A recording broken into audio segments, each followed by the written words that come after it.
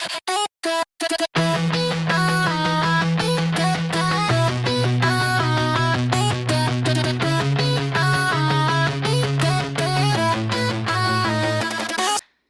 the thing, right? Please stay into the end because I would love to hear everybody's opinions on this situation. So, for a little bit of context, this is between me and an ex-bro of mine, right? We were never dating, but just a bro, a platonic friend.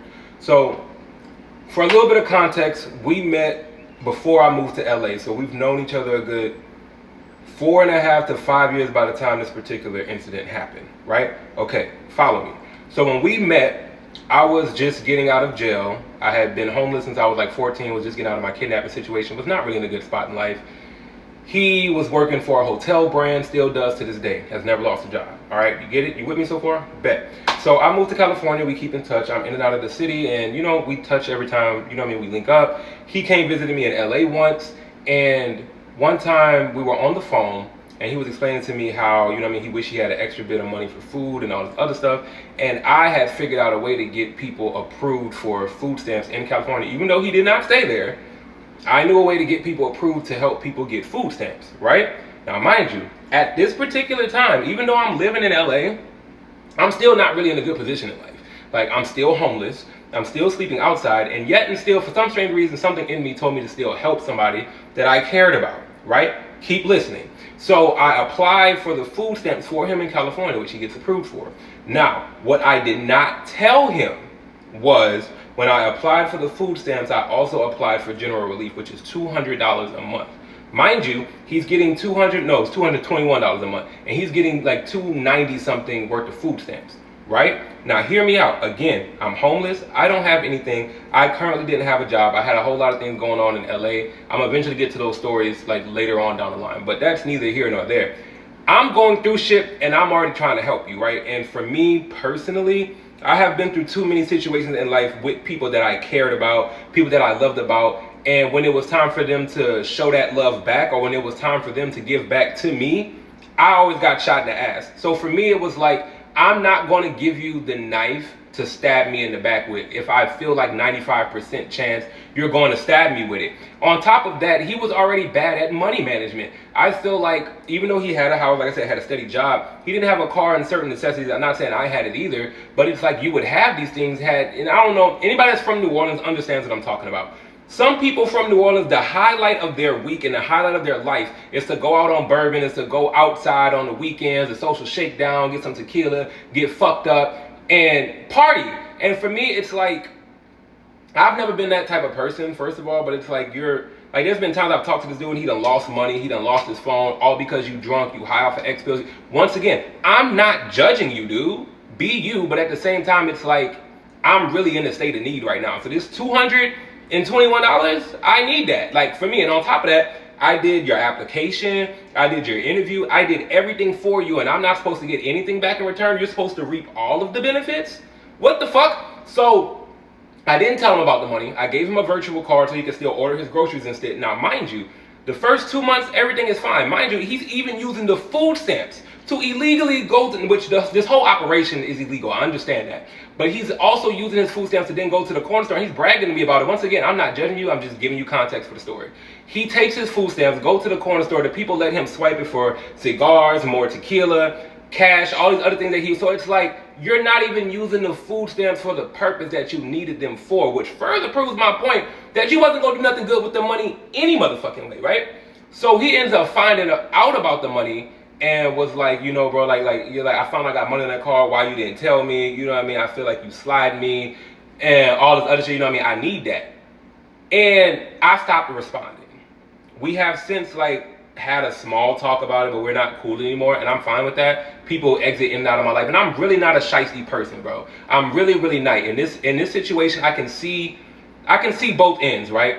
I can see the end where people feel like that was very shiesty of you to do. You have to, communicate to people and all this other stuff. But what I think people don't understand, and you wouldn't know unless you've been in my personal life, is how many times and how long I've been homeless, how many unfortunate events have happened to me, how many people have fucked over me from being kidnapped and all this other shit, and I'm not using that shit as an excuse, but I'm saying it's like when you go through a, you know, they say the definition of insanity is to constantly do something over and over and expect a different result. So for me in this situation, it's like I'm constantly showing love to somebody, I'm constantly helping others out, and others don't help me out at all, because I do feel like if the shoe was on the other foot and the roles were flip-flopped and I had a job and I was complaining about not having food and he was the one that was homeless, he would be so wigged out worrying about his own situation, he would not have done anything to help me. You see what I'm saying? So it's like at the end of the day, I still did what I said I was going to do for you. At the end of the day, I still made your situation better. You still have a job. You still have a steady paycheck. You still have a home to go to. You really technically don't need food stamps if you let go of the tequila and the X pills, for real, for real. But again, I'm your homie. I'm not judging you. I only want to help. But again, I have nothing. I don't have a home to go to. I don't have a job to go clock into every day. I don't have a steady paycheck. And I know you're making at least double, if not triple, that measly $221 I got once a month. Once. You got the food stamps plus your bi-weekly check. And you're still using the food stamps to get your leisure items. I'm confused. Once again, I very much do understand where it seems snakish, where it seemed like I slighted him, and like, was I withholding information? Definitely. I can admit that. Was I withholding information? Definitely. And that was for protection of my own sanity. Protection of, because like for me, imagine how played I would have felt. I did all this work, did your interview, did your application, did everything to help you get everything you needed. You get money, you got food stamps, plus your bi-weekly check, plus you going home, and you can still enjoy your life. And I'm still running around California trying to figure out where the fuck I'm gonna lay my head. I'm still trying to figure out how the fuck I'm gonna pay my phone bill and shit, right? And for those who are about to get in the comments and ask, did you have your own food stamps? Did you have your own? Yes, I did. So in a total, I'm making about, off of my $220 something I was getting a month plus his, I was getting about $4 something a month. And that's it. That's all I had to live off of. Mind you, my T-Mobile bill is $121. Again, I'm sleeping outside. It's $100 for, you know, deposits at hotels. A lot of times stays are at least $50 a fucking night.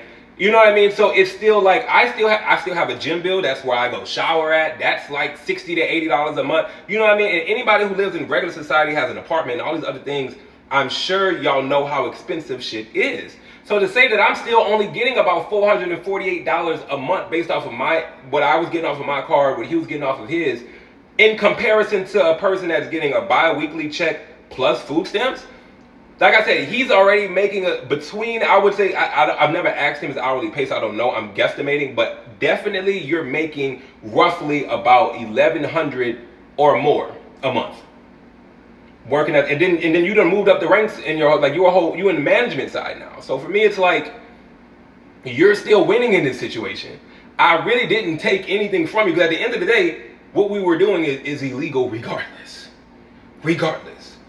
But I've reached a point in life that I'm going to learn to look out for me first.